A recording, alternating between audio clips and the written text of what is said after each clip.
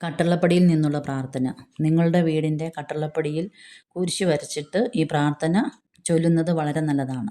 യേശുനാഥ, ഈ ഭവനത്തിൽ വസിക്കുന്ന എല്ലാവരെയും വസ്തുവകകൾ, സമ്പാദ്യങ്ങൾ, പക്ഷിമൃഗാദികൾ, വൃക്ഷലതാദികൾ എല്ലാം യേശുവിൻ്റെ രക്തത്തിൽ മുദ്രയിട്ടാട്ടെ. ശത്രു തൊടുവാൻ അനുവദിക്കരുതേ. അവിടുത്തെ രക്തവിളപ്പിൽ ഞങ്ങളെ നിർത്തിക്കൊള്ളണമേ.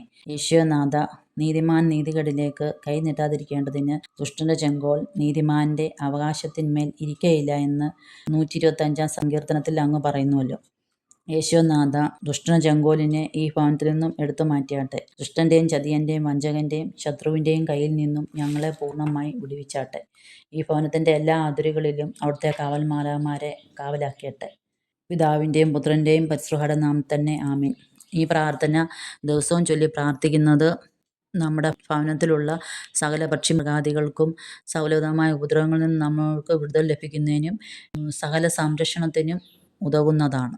ദിവസവും നിങ്ങൾ സന്ധ്യാസമയത്ത് ഈ പ്രാർത്ഥന ചൊല്ലി നിങ്ങളുടെ കട്ടളപ്പടിയിൽ കുരിശ് വെച്ച് പ്രാർത്ഥിക്കുന്നത് വളരെയധികം നമുക്ക് ഫലം ചെയ്യുന്നതാണ്.